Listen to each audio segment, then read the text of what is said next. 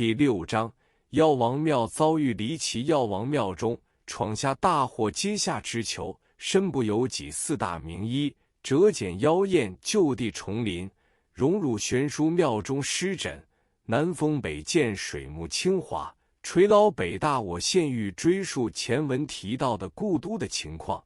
当时见到市民日常生活物品美好而价廉，与上海大不相同。每一个人都悠闲轻松而有礼貌，人情味极为浓厚，尤其是交际应酬时的谈吐，另有一种艺术。即以买卖而论，每一句话总是说到你心头深处。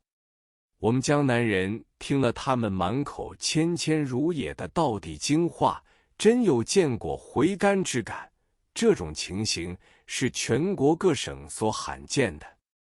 我到北平的目的是搜购古籍，我的太太则常到大石烂一带购买皮货和玉器。他们总是恭而敬之的先给你沏上一壶茶，随你挑选货物。他们都和蔼可亲的在旁招待，加以说明。但那时我们的经验不够，所以常常翻了半天。他们取出皮货玉器多到几十件上百种，仍然未能决定。但是即使一件不买，他们也不会横加白眼，绝无怨言。临走时，他们的掌柜还要站到店门口抱拳恭送，希望主顾下次再来。大商家如此，小贩们也是这样。在城内的街头有100多种食品小贩，如脆麻花、饽饽、狗不理包子、烤白薯、糖葫芦这类的小贩，交易不过铜元1枚至3、4枚，但是他们在做买卖时无不堆满笑容，令人感到亲切异常。那时节，北方有时还使用铜钱，有些东西只卖3文5文，有些卖7文8文。路人对乞丐的施舍都给铜钱，他们积到了3文就可以买到一个热腾腾的烤馒头。这类乞丐对人也很有礼貌。这些小贩因为当地气候冷，多数随带小型烤炉，出售的东西都是热的。他们一边做买卖，一边把所卖的东西叫出穿云裂帛之声，四周的人都会围拢来，迅速购买。有时在寒凉的深夜叫出各式声调，听来真如鹤唳猿鸣一般。这种廉价食品的小贩，每一种各具风味，逢年逢节还有应时食品上市，足见那时的生活程度低廉非凡。1块钱可以兑到200个铜元，所以各省的人一到了故都，都喜欢常住下来。药王庙中闯下大祸，我是行医的，不免要到药材铺中看看药物，问问市价。那时节配1剂药，通常药物不过1角半到2角。只有产在四川、贵州、云南的药品比较贵。我虽然没有做成他们的生意，可是掌柜们一样招待得很好。有一家西鹤年堂药店掌柜对我说，此间有座药王庙，里面办理施诊给药，药材由我们药业工会各会员供给，每剂药工艺只算铜元8枚。我急问明道药王庙怎样走法，问明了，立即赶到那里去参观。药王庙建自明代，庙门并不大，一走进去，地方很深，里面供奉着神农氏，两旁还有历代名医的塑像。我觉得药王庙一切的陈设实在不像一座庙宇，可以称为医药界历代名家的人像展览馆。我认为这是在医学史上有崇高价值的，有全部摄影必要。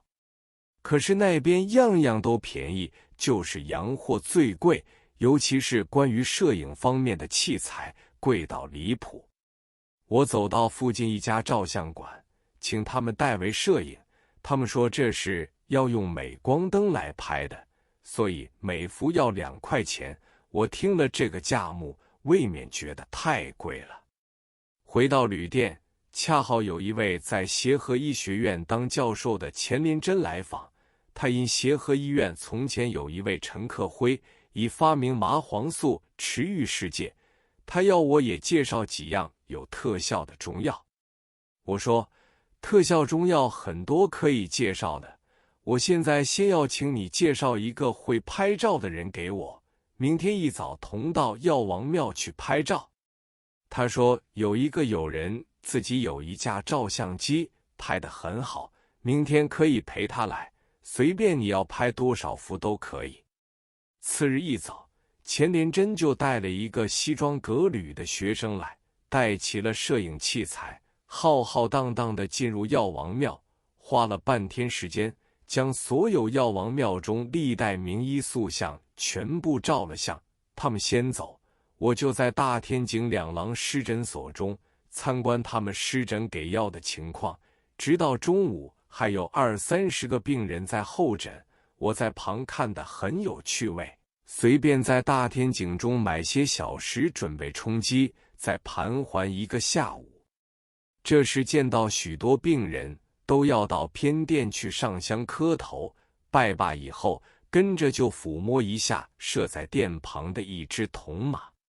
后来才知道，他们认为头部有病要摸马头，腹部有病要摸马腹，背部有病要摸马背，这也是明朝年间留下来的遗物，经过千万人抚摸之后，晶莹光亮，比打磨过还要滑润。这虽是迷信之举，但我觉得也很好玩。全国各地都有药王庙，以北京药王庙历史为最悠久。按此庙建于明代，那时节尚未改称北平，各地药王庙供奉的不出3人，一为神农氏，一为孙思邈，一为慈藏。北平的药王庙是以供奉神农氏为首的。我好奇心发，因为我知道各地庙宇供奉的佛像背部都有一扇小门，里边藏有心肝脾肺肾5脏。我于是到神农氏背后看看有没有小门，哪知道到后面去一看，背上贴上3层极厚的桑皮纸，表面一层写着同治5年封的字样，而且还有很大的一颗钱记。我细细地查看，这种桑皮纸经过北方的干燥空气和冷风侵蚀，第一层的桑皮纸一角已经翘起。我顺势轻轻地撕开一些，看见里面藏着一部书，但是药王的身后暗得很，看不出是什么书。于是到前面香烛档买了一对蜡烛，点着了火，再走到药王身后瞧一下，原来那时已有人暗暗地窥视着我，认为此人点了蜡烛不敬药王，却偏偏握在手中。但我一些不觉得，继续观察，只见里面的一部书是清初天花经研手抄本。坏就坏在我用手去掀了一掀，万不料此书一见风顺势挥画，现下了一个我的手指形。